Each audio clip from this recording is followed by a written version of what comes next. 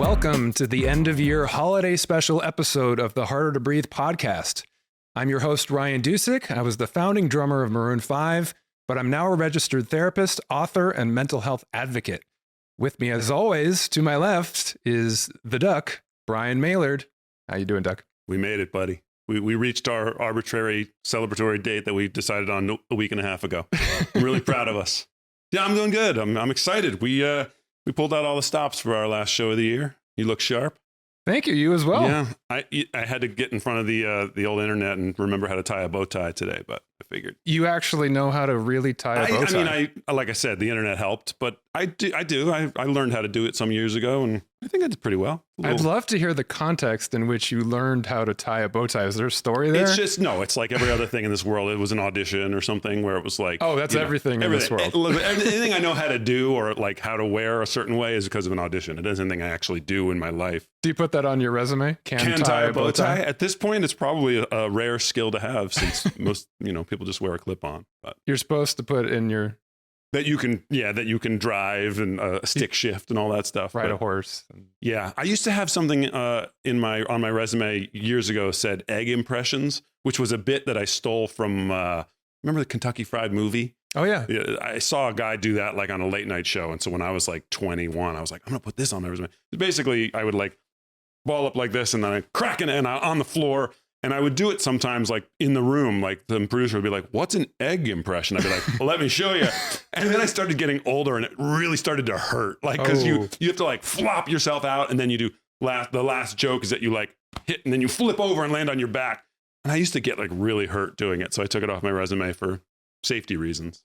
You don't think about that in being a physical comedian about how you just get a little bit older and the same pratfalls probably Jim Carrey isn't doing the like fall over and land on his back, as often now as he did. I remember seeing him coming out to a talk show interview sometime in the last 5 or 10 years. Mm-hmm.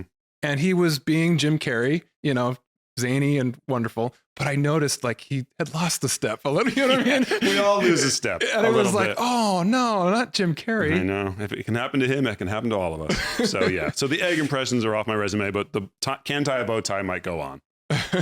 So the intent of this episode at being the end of year special, other than just to mark the end of the season and to maybe just bring some holiday cheer, if possible, is to kind of reflect on the first season, the year that we've had, which was a half year. We started in the middle of the year. Right. And to look forward into what, we might want to do when the second season begins and what to learn from the experience of this first adventure that we've gone on. Yeah. So what are your impressions I think this will probably be somewhere like 27 or 28 episodes by the end of the year. Half a year every week.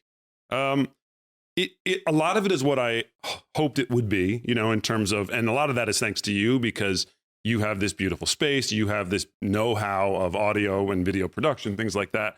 So the thing I never wanted to do with a podcast is like be in like my garage and, and with a crappy mic on a table and we're both huddled over it, things like that.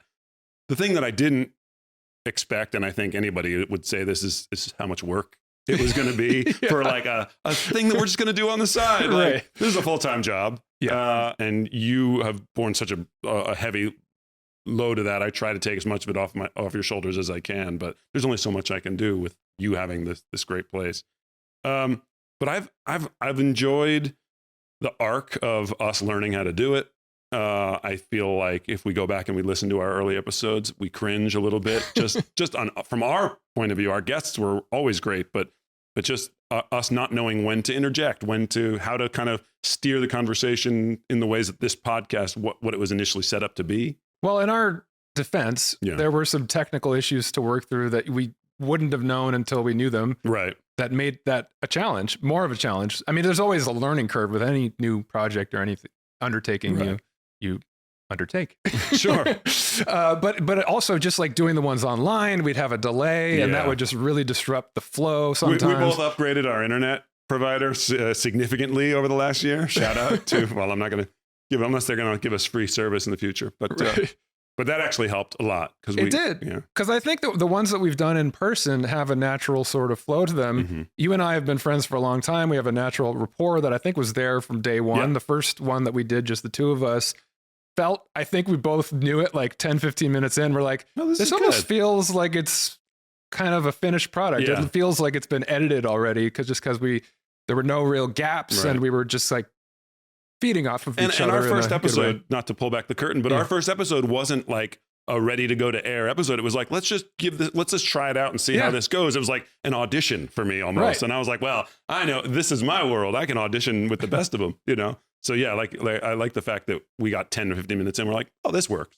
We're Well, it good. was nice to see you in your element in that way because, Yeah. of course, I've known you for a long time. We worked on music together, Mhm. but I've never been to an audition with you. Right. I had never seen you on stage until this year. Right. And so, just the way that you kind of clicked on and clicked into the whole vibe of it. Yeah. And it's like, because I imagine that could be stressful for a lot of people if they don't have the experience that you Yeah. have. Because it was a very casual sort of thing. I was like, come in, we'll just see how it goes. But that is an audition. Essentially, it's Sure. like it's either going to work or it's not. Or it's not. And I've just spent an afternoon here wasting my time. But it obviously worked. Yeah. I think back, it's funny, you talk about our interactions as a producer and a musician. I was the bass player in the band, and the bass player, with some rare exceptions, shout out Geddy Lee, don't get too much FaceTime. Like they usually kind of sit in the back with the drummer and groove. Right. And anytime there was an open mic, I always wanted to be like, hey guys, how's it going? And then we'd be like, people would turn around. Why is the bass player talking? And so, yeah, to finally have a mic in front of me that I am encouraged to speak into is nice. I noticed early on with your band that bass was probably, even though you were good at bass, was probably not the optimal position for you Probably because not. your personality and just your stage presence Mhm. from right off the bat was like your eye goes to him. Yeah. You were bigger than the other guys and you have a big personality. I'm tall. No, but I mean, I think like even when you sing, like there's just there's a largeness to your presence. And That's what she said. Sorry. Okay, but that's gonna get Let edited out. 5 years ago, maybe that would have 10 years ago. No, now we have to leave it in. Yeah. But yeah, I agree. I mean, I don't know, we're talking so much about the band, but like I joined that band as a favor to our lead singer, who was a friend of mine from college, who asked me to come play bass for one show. Oh yeah. And then 5 years later, I was the bass player. I had been the bass player for 5 years. So it wasn't like I was a seasoned bass player who knew how to just sit back and chill. Like I'm more of a singer and lead and not lead and guitarist. And so I think my personality, like you say, is a little bit more fitting those roles. Well, you're a performer, and your eye goes to someone who's a performer. Yeah. And the other guys in the band, Jared in particular, was a performer as well. But you don't think of the bass player as the secondary focal point. Right. You think of it as the guy who's backed by the drums, kind of holding down the groove. In the Mighty Mighty Bosstones, it was just a guy dancing around. Right, that guy. I love that guy. You could have been that guy. I could have totally, been man. that guy. Yeah. I don't know if it would have worked for that band. Yeah. Anyway, we're going down a I know, a road. rabbit hole already. What about you? What are your initial kind of thoughts of the first half year and how things went?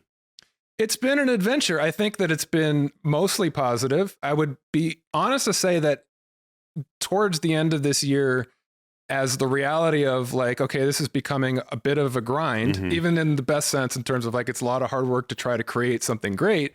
The reality of like, if we continue to do this, this is what it's going to be. It's going to be a lot of work, and we have to keep growing and figuring out ways to promote it and to get more followers and subscribers. Yeah. And those realities have gotten me down a little bit just in terms of like the reality of this life and this project. Right. But overall, I would say that from early on, it felt like I love new projects. I just love when there's something new to make great, when you can invest yourself in it completely and be creative. And I think that we found each other as kindred spirits in that regard. Like we wanted to make it great. And you were helpful in ways to me because, neither of us have done a podcast before, but you do have some strengths and experience that I don't have and vice versa. So I think that it's been fun to collaborate in that way, Agreed. to be able to bounce ideas off of each other, even though sometimes they're very long text messages and emails that you don't want to read. But that's all right. But I think that for me, if I'm being honest, the things, well, the strengths and the things that I've enjoyed most, strangely enough, have been our intros. Yeah. And our one-on-one sessions and stuff, because we get to kind of take it wherever we want to go. There's an inherent stress when you have a guest in terms of like knowing where you're going to take this, like not being too structured, but having some outline and some reference point for what kind of questions you want to ask and where this conversation could go. And then we've had a lot of guests that are either in the business world, which is foreign to us. And that's not to say that people in the business world can't be wonderful guests. We've had some good guests there. It's just to go from that, where they're used to talking about that, to mental health and vulnerability is a challenge. And I think we had to learn how to make that connection in how we host the show and how we interact with the guests. I think we've gotten better at it. I think we still have room to grow in that regard. And then we've also had guests that were like coaches and people that are aimed more at mental health in some respects. I mean, a lot of coaches, it's more about, business success and stuff like that as well. However, there have been some that are also just more focused on mental health and well-being. But even those guests, sometimes it's a challenge because they have their shtick. They have an agenda. They want to try to get their program across, or And sometimes it's stuff that I agree with, and sometimes, honestly, it's stuff I don't necessarily agree with. That's not necessarily a bad thing. I think you can still have a great debate and conversation, and I think that some of the conversations we have coming up on the second season are more of that. Yeah. However, we don't want the show to just be like checking people on antagonizing guests and be like, really, do you think your program works? Prove it to me. Right. Yeah. So, I mean, there's a fine line to walk, which again, I think we're still figuring out in terms of how to be cordial, how to engage in a conversation that's interesting and enlightening and helpful, but also not just completely make it a platform for people to just talk about whatever they want to talk about and not drive it in the directions that we think are most conducive to the kind of messages we want to be sharing. So I don't know if that. No. I also share in your despair is way too strong of a word, but you're like the angst of like, sometimes I feel like we're screaming into the void. We're working really hard and we see some big numbers when we have a more well-known guest, but then when it's someone that people don't know, our numbers get small again. And it's sort of like, it's I liken it to when I moved to New York and became an actor. I think I told you this story, that all I wanted to do was act. I don't want to promote. I don't want to, and I had a girlfriend who was wonderful, but all she did was like make resumes and print postcards and mail them to agents. And I was like, if that's what the job is, I don't want to do that. Yeah. And it's sort of the same here. Like, all I want to do is have conversations with you and guests about mental health and about overcoming that stuff. I mean, that's the stuff that inspires me. Like that, I was struggling and then this person helped me and lift me up and now I'm successful. And that's the story I want to tell. I don't want to spend all day on Instagram and search engine optimization, but that's a requirement in this day and age. But I think, and this is, I'm sure this is what you would say to a client, is that like, you have to just keep plugging along. If it's something that you truly believe in, the audience will find you eventually, and that's not to say that we don't already have a good, strong base of an audience. And we've had a lot of interactions with people on Instagram and questions and things like that. But we want to see the growth that we all kind of hope we would see. Yeah. And even though we know we went into this tempering our expectations, there's a part of you that's like, maybe in 6 months we'll be like a rocket and we'll be the most popular podcast. We're not, but that's okay. But it is tough sometimes to like pull yourself up and say, all right, let's do another episode. And if it ends up being an episode like we talked about, where we don't steer the ship as well as we could, or we don't drive the conversation the directions that we want, or the guest is more focused on selling their product, then it's even more of a letdown. It sort of feels like, well, we just spent an hour and a half doing that, and it's not what our hearts want to do. Right. So yeah, it's tough sometimes. It's tough to sort of stay positive and stay motivated and stay believing that this is getting out there. But I mean, if we're helping one person, then it's worth it, as cliche as that sounds. So it is a lot of work to help one person. Right. Yeah. I thank you though for putting it in the context of what would I tell the client if they were in our position. True. Because I have been going down that road. It's like, okay, there's a lot of aspects of this that I wish I didn't have to do. And I'm realizing more and more, like, if we want it to be successful, there's a lot of stuff that we have to do that we don't want to do. Yeah. I mean, if it were up to me and we could fast forward 6 months or a year, whatever, and know that we're going to be in a position where we have enough of like sponsorship or income from it that we can hire people to do some of this stuff. Right. And I won't get into the weeds of what those things are because nobody cares. Send your resumes to hardertobreathepodcast@gmail.com. Right. If we knew that in a year we're going to be there, we're going to have somebody managing this thing and we're just going to be creative and create the shows. And, we're going to have great guests every week booked for us that we show up and we interview. And then of course we'd be like, yeah, let's just get there. And then it's going to be gravy. However, to get there, I think we're coming to the realization that you have to have a certain amount of business savvy. when it comes to social media and YouTube and then self-promotion. I think that's something that neither of us are really just naturally drawn to do. I mean, it's weird. I mean, I started a band and I promoted it around town and I did that aspect, but of course I was a teenager and I was hungry. Yeah. And so there's that aspect of it. And if I'm being honest, I guess that's a part of it for me too. I mean, I'm in my 40s. I'm pretty well established. Like, this isn't a venture that I'm like doing to make my fortune. Right. It's something I do because it's a lifestyle I'd like to live, where I have a project where I'm doing something that's meaningful to me. I just wish I could avoid all the stuff going along with it. That's tedious. So it's harder to motivate because if I was trying to start my big business in my 20s, it might be a little different situation. If I were talking to a client, I would say everything in life that you do that's worth doing comes with things that are a challenge. Sure. Right? Nothing comes easily. If you want, the things that you really care about to come to fruition, you have to change your mindset to one of willingness and openness to the other aspects being just a part of the gig. Sure. Right? Which I think you've probably done as an actor. You've realized it's not fun to do 100 auditions in order to get one or two parts. Job, It becomes worth it at a certain point if you love your craft. So I think it's important to temper our thoughts and our feelings about it with that. However, at the same time, it's just that I'm having a bigger sort of existential dilemma at this point in my life in terms of what I want to be doing with my time. Yeah. And it's not just the podcast that I'm kind of struggling with. It's, this whole world of, I'm a therapist now, and that's great. And I can, open my private practice and just do that. And it's, a great profession, and I'm sure it'd be fulfilling. I decided at a certain point, I don't want to, that's not the only thing I want to do. Right. I want to have creative outlets. I want to have projects. I want to have a bigger platform because that's something I'm blessed with, and I might as well use it to help more people if I can.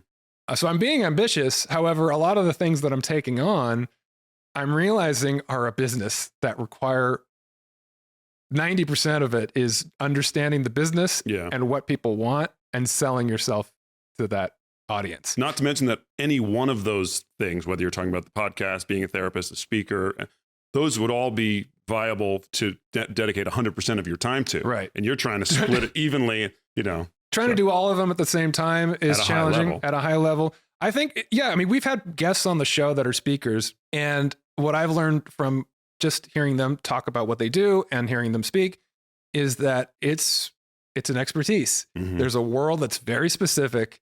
If you want to get high paying gigs as a speaker, you have to be in the corporate world. You have to give the corporations what they want, and you have to be very refined at how you present in front of an audience.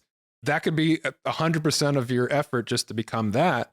And it's the same. It's similar to what we're talking about with the podcast, but it's also, for me, it's like, do I just want to be a corporate guy who goes in and just tells people in corporations what they want to hear? Like, this isn't what I got into mental health for. It's to actually help people and present what I think is actually helpful, not just helping their bottom line. Right. So that's a challenge for me. In the coaching world, what I'm seeing is a lot of the people there. I'll admit I had some assumptions and stereotypes about the coaching world because I'm coming at it from a therapist perspective.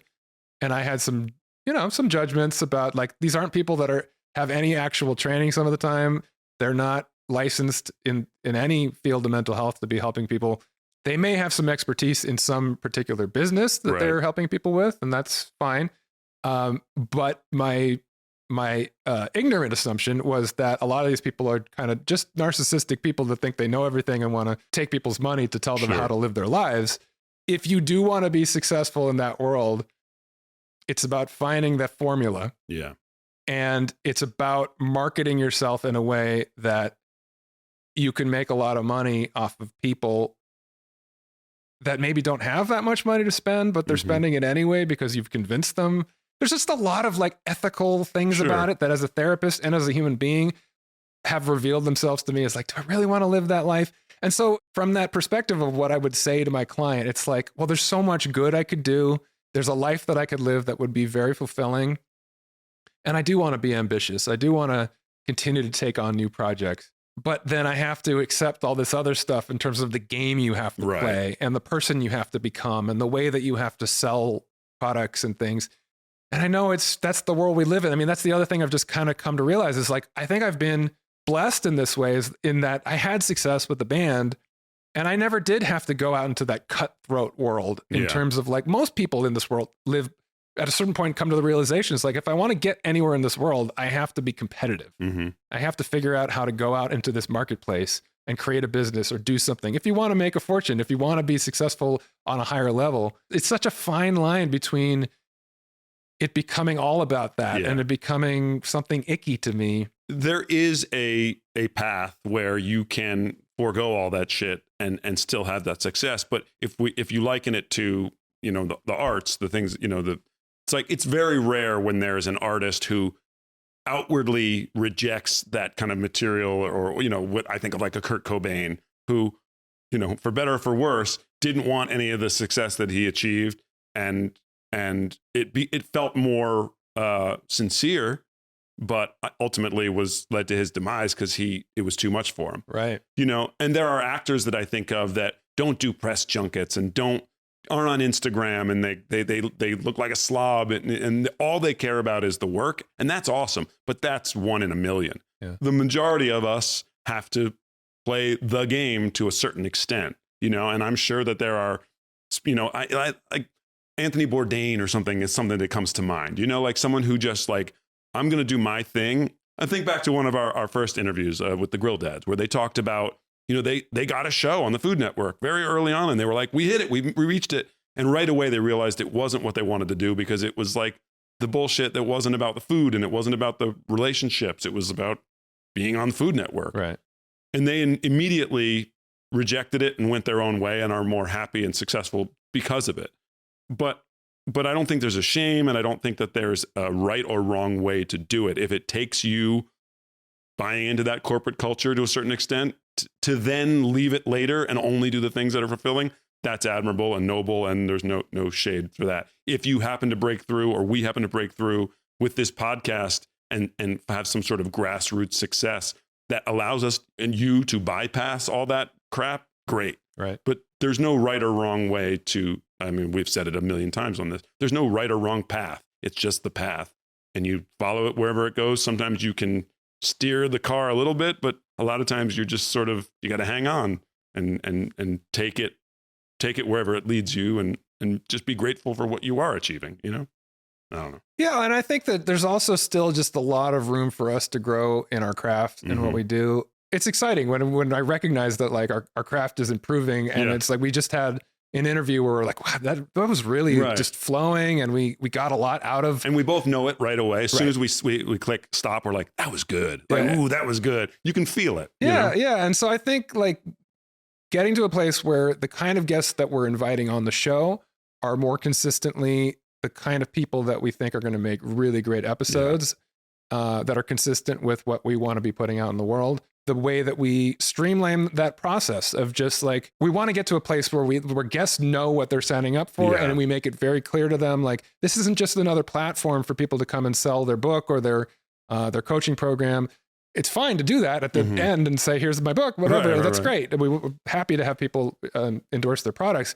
We want to have conversations, and we want to have it be something that's really engaging and unique to this show. And so I think we still have, you know, room to grow in terms of just making the product that we're creating as good as it can be. But then also we have to educate ourselves in terms of the marketing of it. And that's the frustrating part. But I think that it's frustrating for me just because I have so much going on in my life. Yeah. And we'll get into some of that a little bit more as well. That it just seems daunting. It's like, well, I'm trying to make this great show, and then on top of that, I have to learn how to become a social media marketer and spend all this time posting every day. Look, no knock on people that love social media. It is enormous, and the reason why people love it is not something I can't understand. Right. It's just, I don't come from that generation, and I avoided it for a long time until I had products that I needed to promote on social media, like my book and now this podcast. And it's just not something I enjoy. It's just, I mean, it's not talking to my camera every day, all day. I just came from the gym, and there's like every time you go to the gym, there's like 8 people that are like on their bike and they've got their thing, and they're just, you know, streaming live the whole, like for 60 minutes. And I'm just like, I don't understand that. That's foreign to me. That doesn't seem like an enjoyable life to me. There's nothing fulfilling about that, but I understand why people do it. And I understand that it's part of the game. Again, I think if we had a situation where it was like, someone's like, here, make this video, and we'll set it up and we'll put it out into the world and promote it for you, whatever. I could probably knock things like that out, but it's just doing it all myself with everything else I have going on while I'm working a full-time job. Right. And trying to think about not just, you could do a video every day. It's just, hey guys, it's Ryan. Like, but if you aren't saying the right things or phrasing things the right way or hitting the buzzwords, right. But it also, there's a part of me that it always felt like it made me cringe. Like like I see people in the street doing a TikTok and I'm like, I don't want to, you know what I mean? Like, and so to have to literally become one of those people, if it isn't organic, I think it feels even more cringy and fake for you and I to be like, hey fam, smash that like, subscribe. Like, oh, we're just two guys in our 40s trying to, Well, that's the other thing I'm confronting is like, can I even fake it? I mean, we've talked a lot on the show about authenticity and how that's what not only is what connects with people, but it's also what sells. Like you can't sell a product that is inauthentic. I mean, people can do it if they're just like, I suppose, sociopaths. You heard it here first. Ryan Dusick says all people on social media are sociopaths. No, I just mean if you're able to, I don't know, you're an actor, you know how to pretend you're feeling something that you're not. So you're better at it than I am. And you're not a sociopath. Clinical diagnosis. No, I just mom. Sorry. For me, it's tough to. I mean, it's like, can I get to a place where, if that's what it's going to take, turning on my phone every day while I'm getting ready for work and just coming up with something to talk about on the subject of mental health or otherwise, and feigning enthusiasm. Yeah, I think you just answered your own question. It isn't about that. It's going to be finding the thing that is sincere and is authentic for you. It might be different for me if we're both promoting the show in different ways. For me, it might be anytime I go to do an audition, I'm like, hey, everybody, I'm doing this audition. Or maybe it's you being like, I just had a therapy session with a client and I'm not going to reveal anything, but here's the themes that we're touching, or something like that. When we find whatever that thing is that is authentic and is sincere, it won't be forced and it won't feel cringy, hopefully. Hopefully. We're getting there. Well, I mean, I think like of all the shows we've done so far, I would say that at least 75% of them have been ones that I feel good about afterwards. And even some of the ones that I didn't feel good about afterward, there's value in them. I went back and watched them after they were edited and stuff, and I was like, that was better than I thought. Right. And then there have been a few that I've watched back that I've been like, I don't know. And so, that's probably always the case. I'm guessing that, look, even when you look at like the most prolific, like Friends or something like that, I'm sure there were shows that were duds. That they thought after they finished it or watched it, they were like, could have done without that one. But we wouldn't know because we loved it. Right. So I don't know. I feel like we probably talked this through in terms of the where we've been and where we're going to a certain extent. We can talk maybe at the end a little bit more just about some of our ambitions for the future. But I think the bottom line for the listeners and the viewers is that we know it's a work in progress and there are things that we feel we could have done better and are getting better at. And the show is still evolving, and season 2 is going to be a whole new journey. The one thing I will promise is that I will not make the Boys to Men joke again, because I made it twice and both times you looked really annoyed. So I'm not going to do it in season 2. I think the first time you made that joke, it was one of those delay issues where you said it and it would have been a fine one-liner, but it like cut me off mid-sentence. Yeah. And I was just like, and so that was frustrating, and I might have just been tired and grumpy. All right. Hey, they're not all going to be winners. But then you did it again, and it reminded me of the first time. you had a sense memory of that frustration. Yeah. He hit me after the show. We turned the cameras off, and he slapped me. Okay. Let's not start any rumors. No, he didn't. So I alluded a little earlier to personal things that I've been dealing with, and I'm very aware that on this show, the dynamic that we've sort of created is that I'm the therapist and you have come in wanting to talk about some of your... Talk about my family's messy, dirty laundry is laid out bare for everyone to see. Yeah. And your anxiety and performance and all this stuff. And I've obviously been very honest and vulnerable about my past, about the anxiety problems and the depression and the alcoholism. Obviously, a lot of people that watch the show know about Maroon 5 and that whole background. So, I mean, I wrote a book about it. It's not like that book, Harder to Breathe. Yeah. on sale on Amazon right now. I certainly haven't shied away from being honest and vulnerable myself. However, I think our audience probably at some point has noticed that I haven't talked a lot about my private life today on this show. It's been largely about what's going on with you, and then me sharing insights and some wisdom of things that I've gained from my past experience. And your professional, I mean, you've talked about, becoming a therapist and getting licensed and things like that. But Right. yeah, personal life and stuff's been you've been a little reluctant. That's okay. Now there's good reason for that. Some of it's good reason. Some of it's just, it didn't seem apropos for some of the things we were talking about. But as we've gone on, it's at a certain point, it kind of felt like, well, I do feel like I'm kind of hiding some things.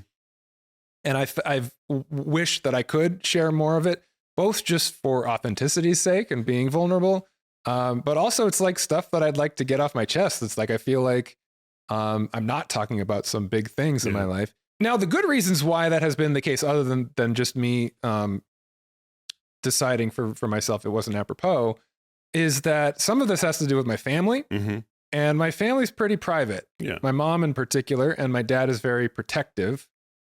So that combination has made it challenging. I mean, we've talked about when I was writing the book that there was a certain amount that I could write about my family, but a certain amount that I couldn't, and a certain amount that I had to edit out. And so for this show, I was very keenly aware of that. And with certain things going on, I was just, I didn't want to go down that road because it felt tricky for me in terms of how am I going to walk that line of what's okay to talk about and what's not. So I'm not going to become explicit all of a sudden in terms of every detail of things that have been going on, but I do want to share just some context.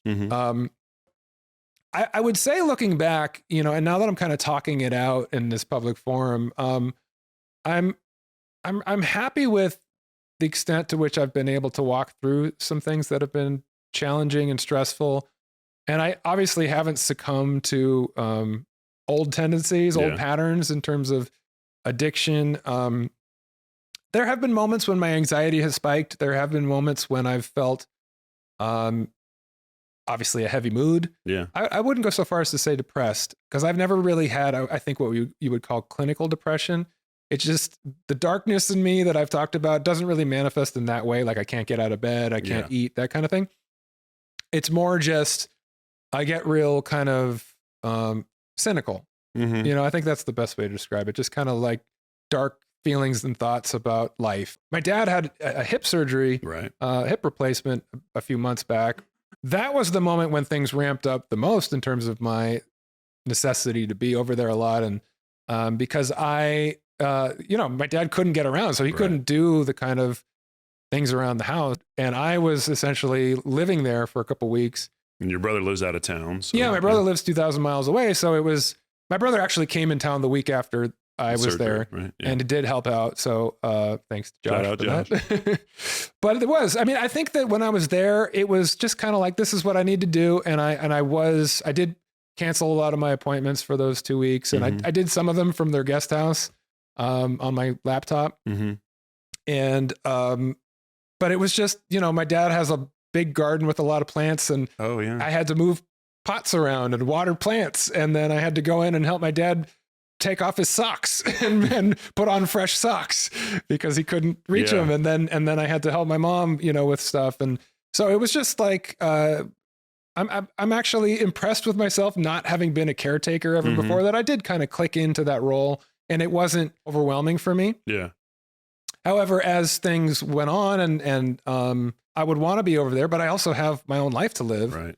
And I have clients that I can't abandon, and I have ambitions and things that we're working on. And so I think that part of me in doing stuff like this, it was a little bit of an escape. It was like, we can talk about other people's problems. We can have this great creative project where we're feeding off each other. And I think that I was probably compartmentalizing to a certain extent. It's like, I don't have to think about this thing and whether I should be over there more, or whether, things are going to be okay or they're not. And I was able to kind of just, live this other life while I'm doing these things. And then I would return to that world and it would be heavy. And I would come home feeling, like there was a weight.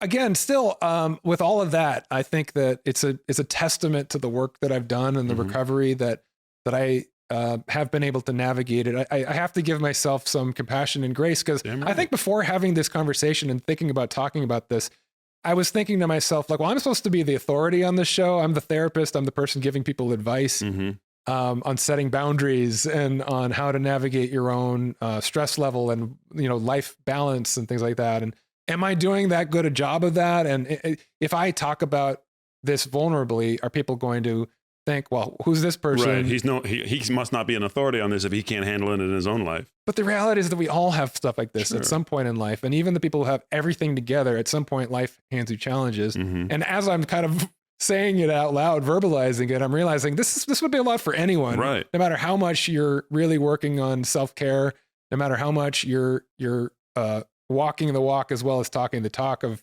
wellness. Especially if you keep it in the context of the specific issues that you and your family have dealt with along the line, specifically you and your dad, and boundaries. Yes. You know what I mean? Yeah. And you being able to say, Dad, I'll be there, I'll help out, but I also have this life that I have to take care of, so I'll make it work. But you know what I mean? Like being able to draw a line and saying, I need this time. And so that is something that you should be proud of in terms of the success and the growth and the work that you've done. Well, that's been a challenge, but if it were up to my dad, I would be over there every waking hour that I'm available to. And I have had to learn, to set boundaries, and he respects them. I mean, honestly, with my dad, it's not as much that I think when you hear like of a personality like his, you think, well, they're just overbearing to the point of like, they don't respect other people's space. It's just that he's kind of ADHD, and he has a thought in his mind, and it's just, he'll say that thought and it's kind of impulsive, and he immediately goes to a certain conclusion, and that just makes sense to him until I present another reality. It's well, from my perspective, that doesn't make sense, because I can do this, but I can't do that because I have this other thing I need to do, whatever. And then he'll go like, oh yeah, of course. You know what I mean? It's like, he doesn't put up a fight. It's just, he hadn't thought of that. But it's from a positive place, and little anecdote that maybe you don't even know about. I got a call from Kenny Dusick last week. Really? He was listening to the podcast, and he thought it was so great that he just had to call me and tell me it was great. I thought it was so touching. Like, oh boy, I'm about to cry. I don't have a dad who would do that.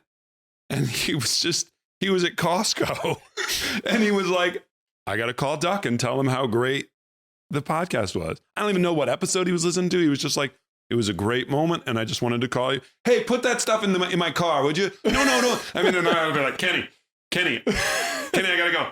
But it was the sweetest, he was struck in the moment to do it. And so just a little aside to show you that it comes from a place of love, and it's wonderful. And that's every conversation that I have with my dad. He's at Costco, or he's at guy spends a lot of time at Costco, and it's just like that. It's like he's right with you, and then he's somewhere else. And then, but I love that touched you. Oh yeah. And he actually shared that with me as well. That he's like, yeah, I just got off the phone with Doug. Of course, he called me right afterwards.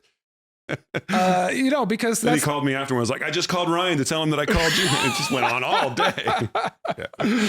Well, that's the kind of guy that he is, and I know what episode it was. I think because we've been releasing the episodes out of order, and I'm to blame for that to a certain extent, because I think I was trying to get really crafty in terms of like strategizing how we're going to build. We would do one, and then I'd be like, well, next week the one that we're doing is a guest that has a big following. It's a known celebrity. Maybe we need to move that up in the order. Maybe we didn't need. So there were ones that kind of got deprioritized, not for any fault of the guest, but some just for whatever reason were ones that ended up kind of falling through the cracks for a while. And then other ones that got prioritized. Anyway, one that got deprioritized was purely for technical reasons. It was the Kalina Silverman episode, because we had just a total meltdown with the audio visual element. Which, by the way, we're still good here, right? We're still rolling and everything. Okay. So, but by the time we got around to seeing the edited version of it, I was like, that was actually really a good episode. It had some technical difficulties, but I don't think anyone cares as much as we do. So we finally put it out. What do you mean we? You. As much as I do. You can put it on a tin can, it'd be fine. Anyway. So we put it out, and by the time it came out, it was a bit of a throwback, because there were different things going on in your life. You had already sort of gotten to the place that you're at with the overcoming your anxiety, with the getting a gig, right, and performing again, and some of the family situations that you were describing. And so when the Kalina episode came out, it was a throwback to when you were really struggling. Oh yeah. And you were being really vulnerable about, how not having gotten a gig in a while was really stressing you out, and the stress at home and all this stuff. And so I was like, oh yeah, Duck was really kind of like, I was going through it. Yeah. And we both watched it, and my dad was like, I was watching, and I was like, I was feeling for Duck. Like, he was really willing to be really vulnerable and really share like stuff he was struggling with. I've forgotten already that 2 months ago he was in that place. Right. And like, that shows you the arc of where that's the ride of my life is that, right. And honestly, like right now I'm back in a dip because my show ended a couple weeks ago, and I had a couple of jobs that I was going to get, and I didn't get any of them. And now the mustache is gone. and I'm just sort of back in the like, well, I guess I'll clean the gutters at the house, I'm a little bit in a dip right now, but this was something I was looking forward to, wanting to get dressed up and be like positive and talk about the last year. So anyway, your idea, by the way, thank Duck for us looking so spiffy today. Hey, we got to celebrate. Yeah. It's something to, Anyway. It is the holidays, by the way. That's true. This sort of looks very, very holiday cheer, right? Like I'm going to a holiday party. I think this episode, if I did my planning right, will come out the week of Christmas. So is there anything you want to say on that front? Joyeux Noël. No, knowing my family, we probably, open presents at 7:00 in the morning, and now we're watching a movie because we're tired and sleeping on the couch. So no, we keep Christmas pretty small at our house because all our family is either back east or dead. So we don't have a ton of Christmas rituals other than my wife makes cinnamon buns and we watch TV. It's great. It's exactly what we want to be doing. Don't feel sad for us. So I wanted to say real quick, just something going back to what we were talking about a second ago before we get back to where we're at right now. Did that make any sense? That? Okay, good. I want to acknowledge that you said that you're in a dip right now, and I do want to talk to you about that more. However, I also want to thank you because given the fact that you have a little bit more free time now after that show ending, you've taken on some of the responsibilities with posting and things like that on Instagram. And I really appreciate that. That really helps me a lot.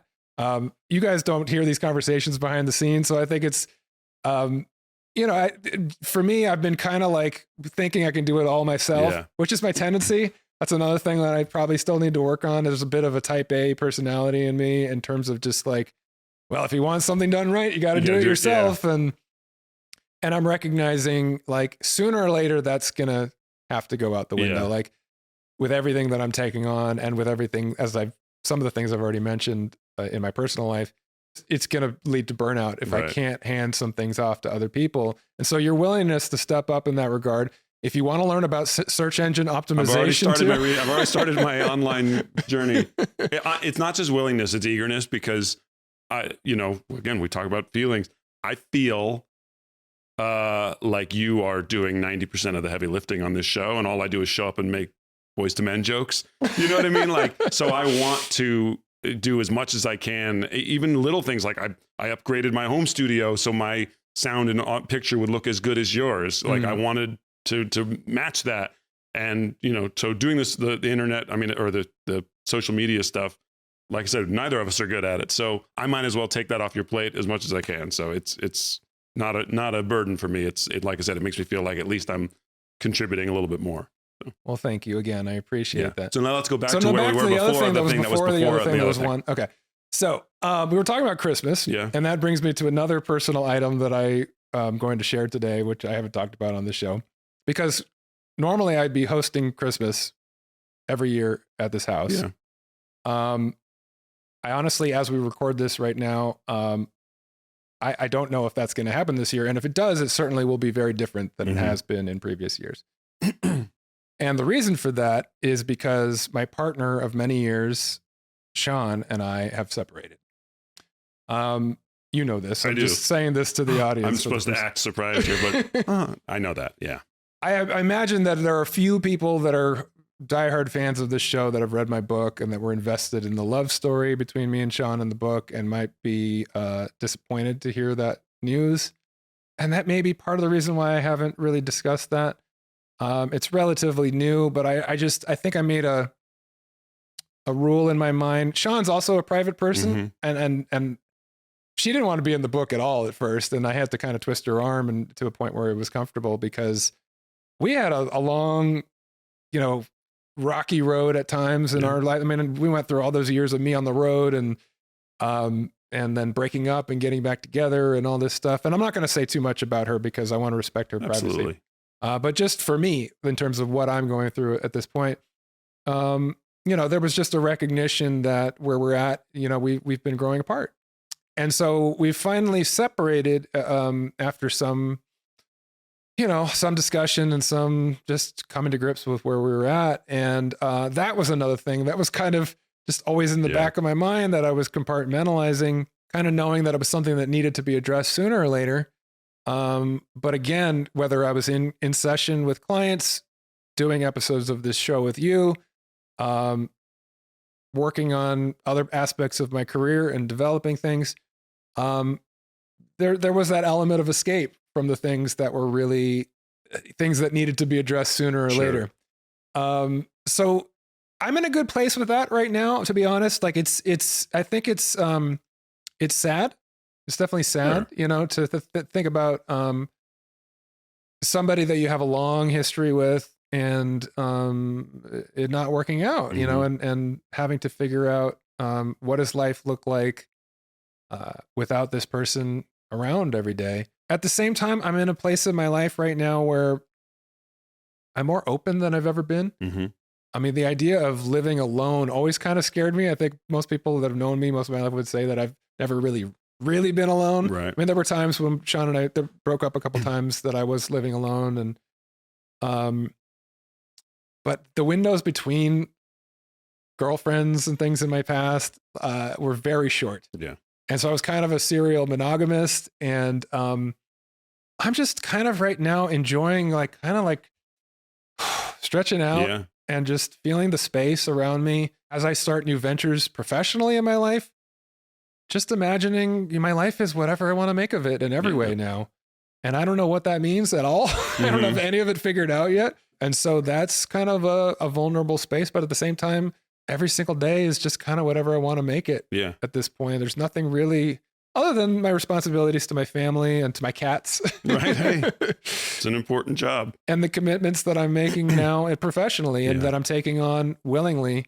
There's a lot of leeway to just kind of play it as it goes and choose my own adventure. And that's exciting. And I mean, I've talked about on the show how I like the idea that I don't know what passion and purpose and meaning will look like in my 60s compared to what it looks like now.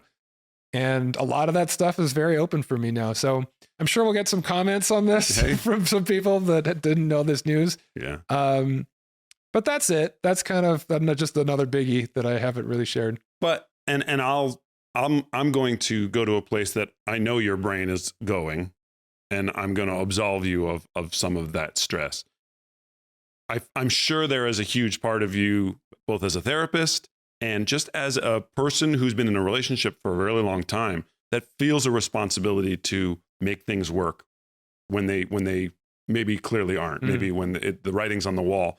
But like you said before about talking about the issues with your dad, how can you go into a therapy session and tell someone how to work on their relationship if you can't make it work yourself? Right. And am I being hypocritical?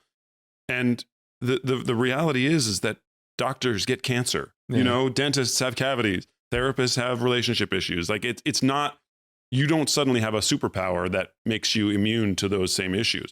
It's the healthy way that you just talked about it is what sets you apart. And that's the work that is admirable. And that's the work that is healthy. Is yes, relationships might not work and bad things happen, but how do we view it? How do we approach the next chapter in our life?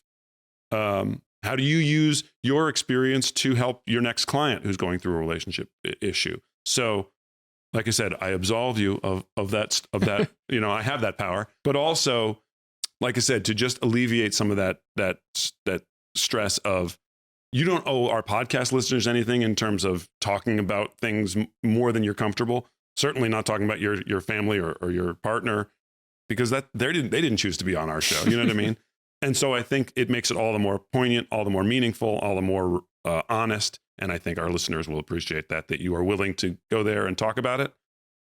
But that's it. You don't owe anybody more of an explanation than what you want to talk about. You know what I mean? Like that sounds almost antagonistic. Like, hey, back off. He doesn't have to talk about it. But you don't owe anybody anything other than you and your partner and the decisions that you've made together as a now separated couple. And I admire it. I think, like I said, coming from a child of divorce and seeing how two people can't separate amicably and how two people can't see eye to eye, it's a admirable goal to strive for, that, hey, sometimes things don't work out, but there is a healthy way to do it.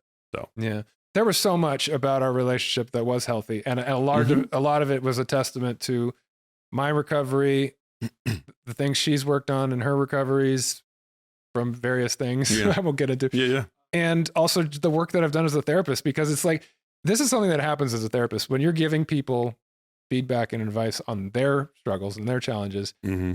A lot of times it comes from a deep knowing of what the right feedback is in the situation, but that doesn't mean necessarily you've been able to apply that in your own life. And sometimes you say something and you go like, oh, wow, I need to take that advice. Yeah. Doctor, heal thyself. Yeah. And in a lot of cases, it's stuff I already went through a long time ago. Like when I'm talking about addiction or anxiety or overcoming loss and some of the things that I dealt with in the past, I'm speaking from a place of experience and wisdom. And then some of it, I'm like, I'm going through this right now. Yeah. But the thing I will say, though, without revealing too much, is that we were always very respectful of one another. Mm-hmm. We learned how to communicate very well. We spoke very respectfully to one another. We didn't have big fights. And that's almost a reason why we didn't break up earlier. Why it was so hard to come to this mutual decision was because it wasn't the kind of thing where it was toxic and it was knock down, drag out fights and we just had utter contempt for each other at the end. It was never that. And so I think in a lot of ways, even though it came to the place where we had to come to that recognition of that it's not working, it was a success in terms of our relationship skills. Yeah. And the things that we were trying to do to make it work. I think we really gave it a go. We really were walking the walk in terms of a lot of the things, but we're two people with pasts and issues and things that we're growing through. And at a certain point, it's just the reality. People either grow together or they start to grow apart in certain ways. And that's not anyone's fault. And it's not a failing, even as a therapist, who knows what it takes to make a relationship work. It doesn't always work. Yeah. It's brave for the both of you to recognize that, the reasons to stay together with someone, or the reasons to stay in a job, or the reason to stay in anything. There are a lot of times there's outside pressure of people. People will say to me, "Oh, you're such a great dad. I see you with your son." And then I go, "If you knew how angry I got about the stupid dishes," and and I feel hypocritical, and I feel like I can't reveal those weaknesses. I can't reveal those failures. We talked about my career when people are like, "You have such a great career." So if I quit, I'm letting all those people down who think like, "Oh, but you are the person that I look to. You made a career as an actor, and I want to." So if you quit and you fail, I feel like I'm letting those people down. And you cannot live your life for other people. You cannot stay in a relationship because it'll make your parents sad because they love her, or you can't stay at a job because it'll make your coworker sad because they love you. Like, you gotta follow your heart, and it's very brave that at this advanced age in your life, when you only got a few years left, that you had the ability to say, it isn't just worth it just because this is what the status quo has been. You know what I mean? Like, it's time to make a change, and so bravo is all I'm saying. Well, thank you. I appreciate that.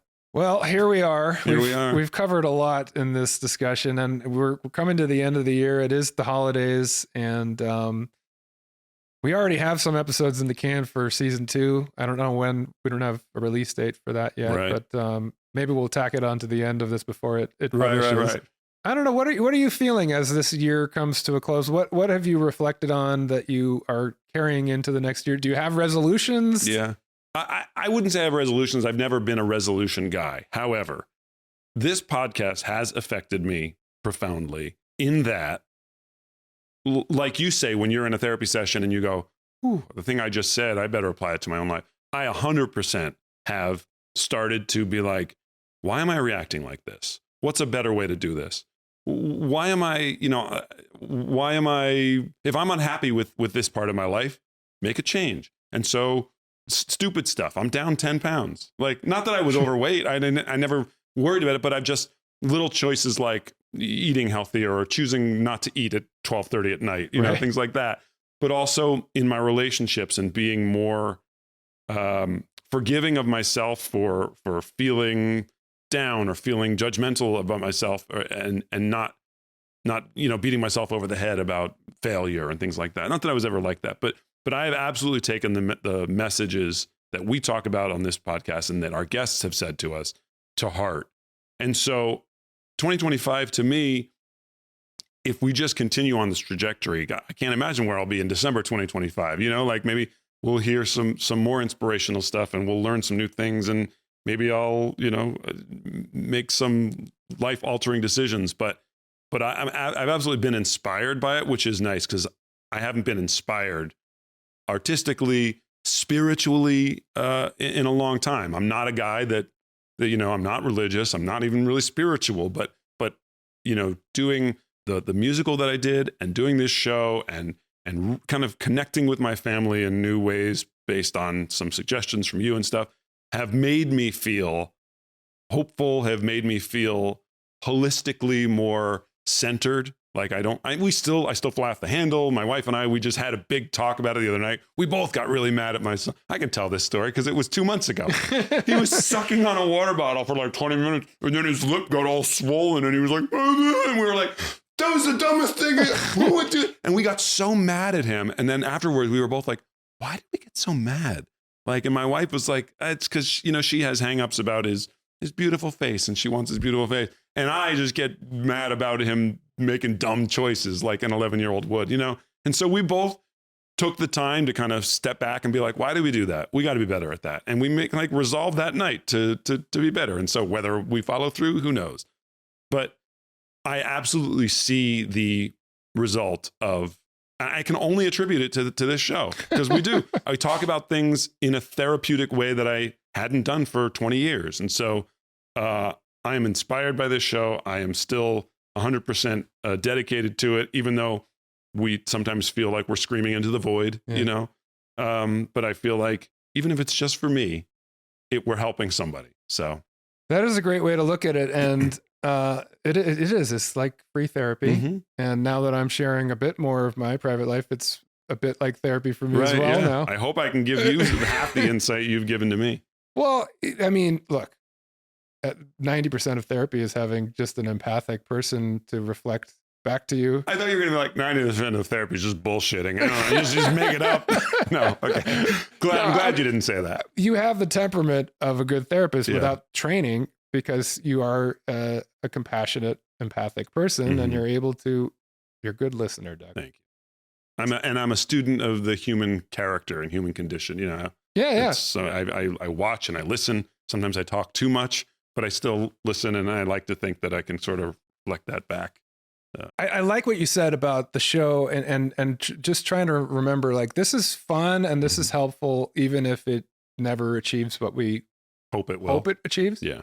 I think that's a good way to think of it. Of course, at a certain point, there's certain realities in terms of how much money you're spending and that kind of thing. Yeah. But so sponsors, come on. All right. I'm just going to make a plea directly to the camera. Sponsor our show. Take some of the financial burden off. Well, okay. No, but there's a reason why we say to our audience, like and subscribe. Yeah. I know it's cheesy. It's like cliche, but it does help. I mean, when you have a big following, if it's growing, if you are able to get a lot of downloads, it makes a difference. We get to continue to do what we want to do. And it's not about us making a ton of money. It's about having something that's not just great for us, but that people enjoy listening to it at home. And that is putting something that we believe in out into the mm-hmm. world. So I think it can be a wonderful thing if we can figure out a way to make it sustainable. That's not a lofty goal. I think I think we have some choices to make. Look, I did some research, and 98% of podcasts only make it to 6 episodes, and they never get more than 12 listeners. That's not true. I just made that up, but it feels true. But I do. We have to remind ourselves, like, we've got 27 episodes in the can already, plus a bunch for the next season. We've had some really big shows, obviously, with the guests who have a little more name recognition, and we're holding on to a lot of those listeners. So we are succeeding, and we have to remind ourselves that it's not about, like you say, the bottom line. It's about just seeing a little bit of growth each episode and each day. As long as we continue on that path, I think we're doing the right thing.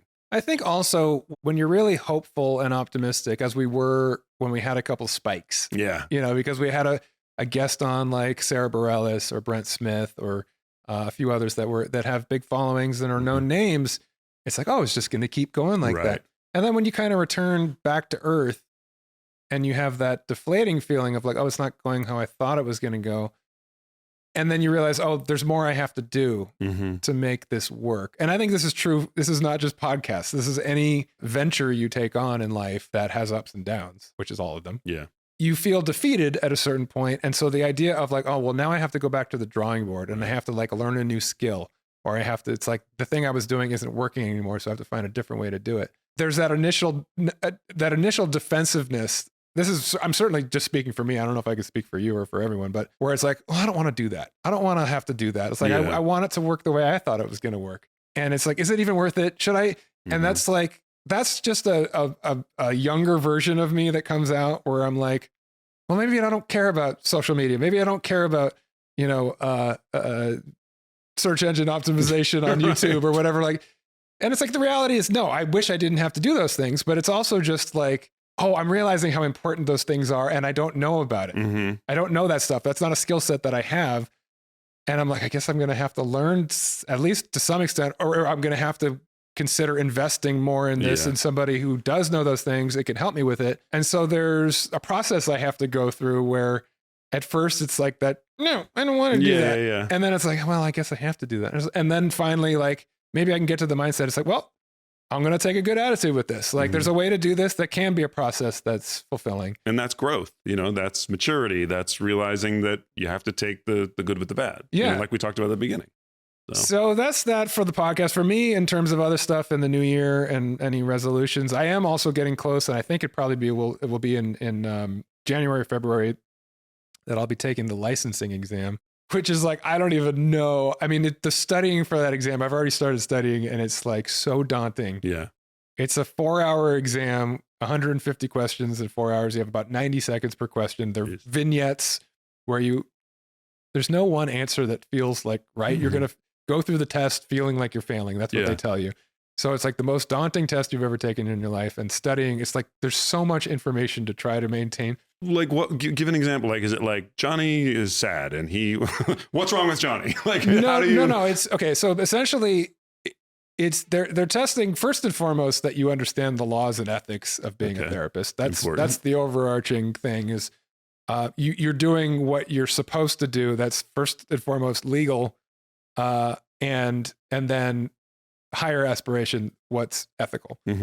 Within that, you have to know the different interventions, the traditional interventions. They're not exactly up to date on the testing of newer interventions, but that means electroshock therapy. right. You have to know the basic traditional theoretical orientations and what they mean. Okay. Does that make any sense? You mean like multiple personality, borderline personality disorder? No, that's diagnosis. That's another thing. So that's another category, which is the DSM, which is the Diagnostic and Statistical Manual that has all of the diagnoses and how you assess for them. That's another thing that you're being tested on, but you don't have to know it like everything off the top of your head. Gotcha. It's not like it's multiple choice. So it's not like they'll give you symptoms and then you have to off the top of your head say it's generalized anxiety disorder with this specification and severe whatever. You have to be able to pick it out of the four. Understood.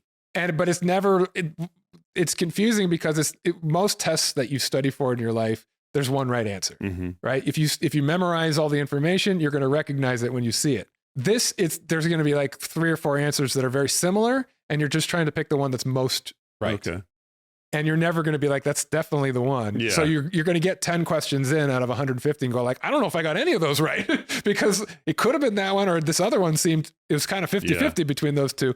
But theoretical orientations are like the traditional ones, psychodynamic or psychoanalytic from the Freudian perspective. Okay. And then behavioral, which is much more concrete and external, whereas psychodynamic is more about the inner workings of the mind.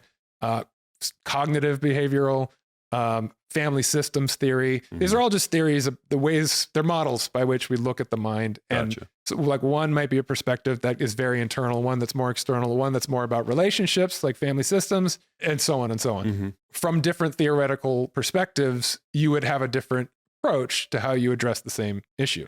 So it might say, from a cognitive behavioral therapy standpoint, what would be the middle part of treatment for this? And they'll give you a vignette on a client. In all of that, you're thinking cognitive behavioral and you're thinking all these symptoms you're seeing and how are you going to treat that? And then there's one line that's like, oh, you have to assess for suicide because that's the legal or ethical thing you have to do first, or that's the crisis situation. And it's like all this other stuff had no relevance to the answer whatsoever. It's, you can't miss that. That's the most important thing. So it is one of those tests where they are trying to make sure that you catch those things. They're trying to trick you. They're trying to slip something in there. And it's like, what is the first thing you do as opposed to what is the middle part of treatment? So anyway, we've belabored that's this. good. I mean, it's like, I feel like we as a society, we know about like passing the bar. We've seen enough movies about lawyers learning, but like, I think you're a licensed therapist now. You're done. You've passed the bar, but there's more. Well, I've been a therapist for 4 years now. Yeah, exactly. I was a trainee and then I was an associate. And I mean, as far as I'm concerned, I'm as good a therapist as most. Damn right. However, the reality is there are levels to it. And the only difference really in terms of where I'm at and when you're fully licensed is that you have to be fully licensed to open your own practice, to open your own business. So hopefully I'll pass that exam. I'm not going to announce when I'm taking it because we'll just skip over that in case things don't go well. But no, I mean, a lot of people don't pass it the first time. Really? It's like the bar, some people take it 10 times before they pass it.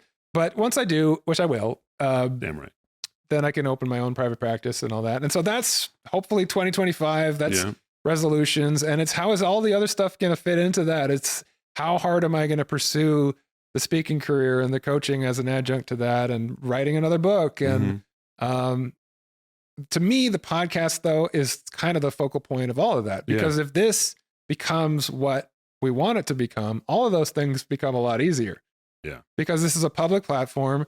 It's every single week. We're sharing our perspectives. We're honing our craft in terms of how we present that to the world. And I see anything else that, I mean, even you as an actor, but we've talked about it. We would love to go on, take this on the road. As some podcasts, they'll go into a club and they'll do it live and people come in. Theater, please. We don't need a club. We'll do a theater. Okay, an arena. Yeah, arena. How many podcasts are in an arena? Let's think big. True, yeah.